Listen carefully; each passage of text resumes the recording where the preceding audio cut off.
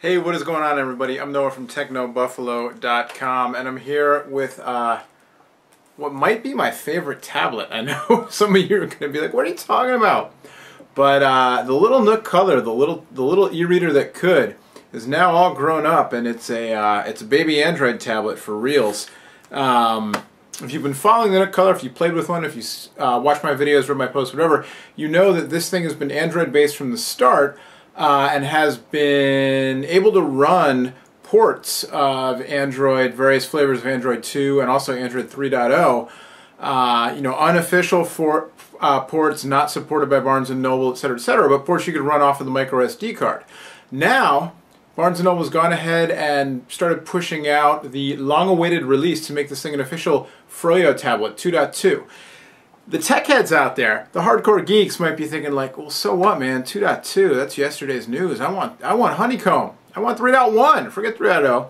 But I'll tell you what, for people who want a cheap tablet that's also an e-reader, that's also a tablet that's an e-reader that has books and magazines and email and web and apps and Angry Birds and Uno HD and all that stuff, this thing, I already thought it was a really good value. It just got even better. The official update from Barnes & Noble is being pushed out over the air over the next couple of weeks, I guess, but you can download it now if you're in a hurry like I am. I installed it, I've been playing with it, I played some Uno, I played some Angry Birds, I watched some video online. Let's take a look.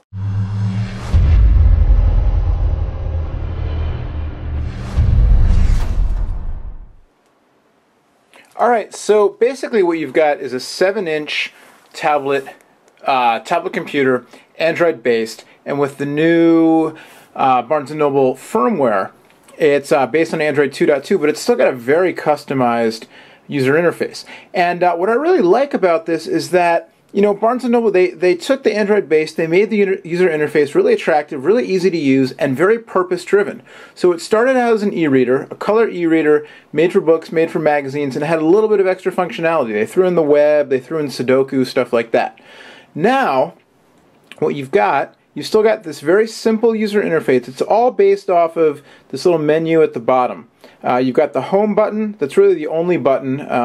You can check out, I did a full review if you want to know more about the specs and all that. Basically, you've got a home button, and then you've got the rest is touchscreen. And then you've got this one little menu here in the bottom. And so it pops up, and now you've got apps.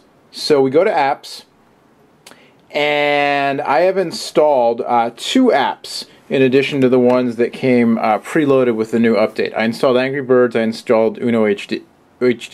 And you can see I don't have proper icons for those, and I have to find out if that's an issue with the developers or a bug in the firmware or what's going on. But now we've also got email, we've also got contacts. So if I go to email, you can see I've got support for multiple accounts. I'm not going to show you my account there, but I can easily set up an account. I set up a Gmail account, no problem. I set up my company email, no problem. You know, if you're trying to do stuff with Exchange servers, it's got a little, you know, a little extra for you. But it's very easy to set up. Again, it's Android based. And here's some email I got, a kind of a junk mail advertisement. And you can see it's very, you know, it's very Android based. For some reason, these images aren't showing in this email. I'm not sure why. The pinch and zoom, not working in email, but it does support pinch and zoom in the web browser. Basically, you've got, you know, kind of, if you're used to Android, the reply, the move to, the delete, kind of a customized version of Android like everything else, but very simple to use. You can scroll through, you know, go through your inbox. This way you can go back to your inbox, that kind of thing. I can add value mags as a contact if I want to, which I really do not want to. I can hit reply.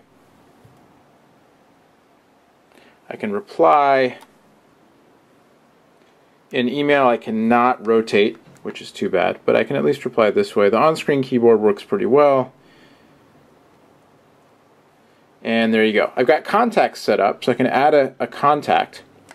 And so, there's my boy, my old friend Aaron. Look at that hair. And so I've got my contacts linked to a Google account, so no problem. And you can see here, if I go to all contacts, Nook Friends is a new thing that Barnes & Noble introduced where you can invite people to be your Nook Friends, you can share books with them, that kind of stuff. Just set it up. I don't have any Nook Friends yet, so I'll update you on that if it's worth updating. I can add contacts manually. I can invite them as Nook Friends. There you go. So we'll get out of this, we'll go back. Go back to the home screen there. Go back to apps and discover more Nook apps is really the big thing here. The app shop, it's Barnes & Noble's own app shop. They're Android apps, but they are have to be built to run on Nook Color, optimized for Nook Color. So they have to meet specific requirements, not just regular Android requirements, but specific ones for this device. Right now I've got 137 apps, which is not that many. But again, you know, this isn't a generic Android tablet. This is a specific thing that's sold, you know, a couple million, 3 million units, I believe, and as an e-reader. And so this is all just bonus for the people who already have it. And it's sort of a play, Barnes & Noble kind of, you know, testing the waters, seeing do people want apps on this thing? People want email. They've been requesting that. They wanted better web browsing and contacts and stuff, but do they want Uno HD? Do they want Epicurious Recipes and Shopping List? I would imagine they probably want that. Buying something is easy. I don't have a Google account set up on here in terms of credit card information and stuff. It's just my Barnes & Noble account, the same way that I buy books and magazines. So if I wanted to buy Flight Control, I just hit buy. There we go. There's your overview, customer reviews. Poor response, slow. I'm just laughing because I wasn't expecting that. It's just kind of funny. Screenshots, more like this. I could add to a wish list. I could recommend it. The customer reviews have deterred me, so I'm going to click off. And there you go. I was searching for L because there was an interactive book in the PR email I got. L Magazine's Workout Yoga with Brooklyn Decker. I wanted to check it out, but it's not there. Not there yet, so anyway. Let's see. We'll go back. And so to go back, different ways to get around. You can just browse. You can hit the N button to go back. Go back to apps here, and we'll look at some of my apps. I've got Angry Birds installed. So let's look at Angry Birds, how it runs on this thing.